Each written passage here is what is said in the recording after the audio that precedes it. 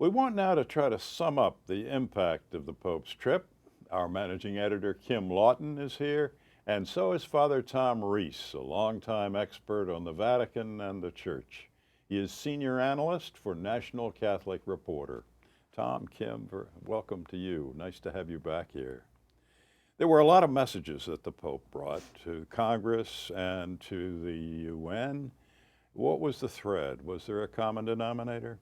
I think the thread was his desire to be a prophetic voice, to talk about the issues that face our nation and the world. And these are issues like climate change, concern for the poor, the refugee crisis, the immigrants. These were things that he held up because these are the people that are very close to his heart.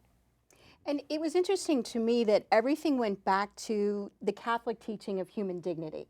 So whether he's talking about the environment or immigration, everything he tied back to the individual and how it affects people, and that we should be, when we make the policies, these big international policies, we should be mindful of how that touches people, and especially vulnerable people. That was the thread. No matter what issue he was talking about, it came back to that. And he visited a lot of vulnerable people, too. The contrast between his visit on Capitol Hill and his visit at the Catholic Charities homeless shelter was dramatic.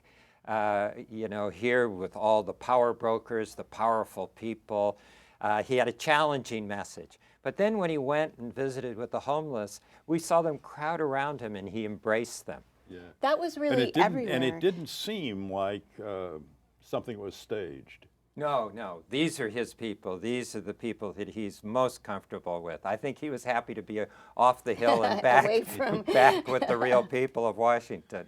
Tom, when you talk to people who got close to the Pope, they were almost, they had had a profound experience, and they spoke about it, and it was more than just seeing a celebrity. There was something, and words fail me, but you may be able to describe what this sense was, this feeling was that people had. Well, he's not an ordinary celebrity. Celebrities are all about selling themselves. They're all about me.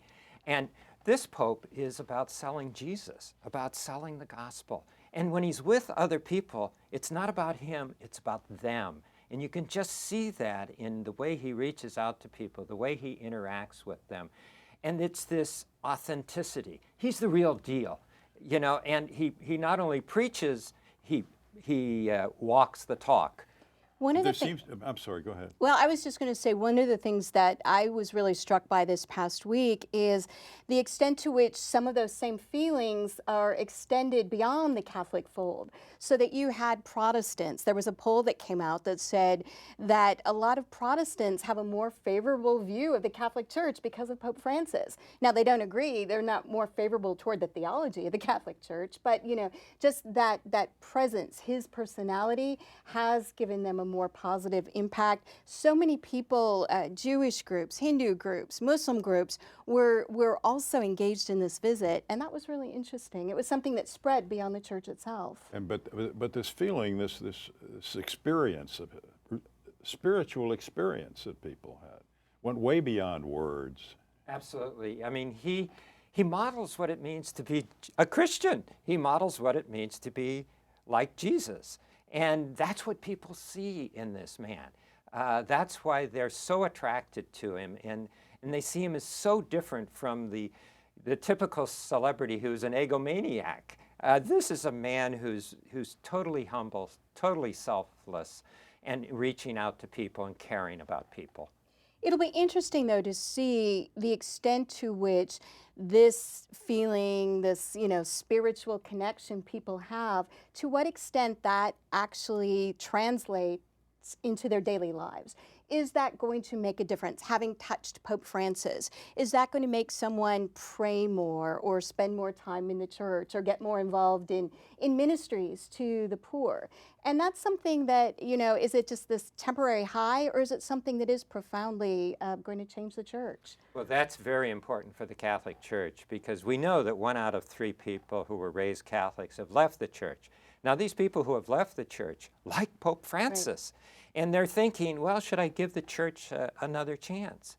Well, the problem is the Pope's very important in the Catholic Church, but he's not the Catholic And he's Church. not in their local parish every Sunday. And that's where we live our faith, is in the local parish. So when they come back, they want to meet somebody like Pope Francis. And if the clergy and the bishops and the people aren't more like Pope Francis, namely, or like Jesus, more welcoming, compassionate, loving, they're going to turn around and never come back.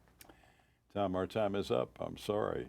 Thanks to Kim Lawton, our managing editor, and to Tom Reese of National Catholic Reporter.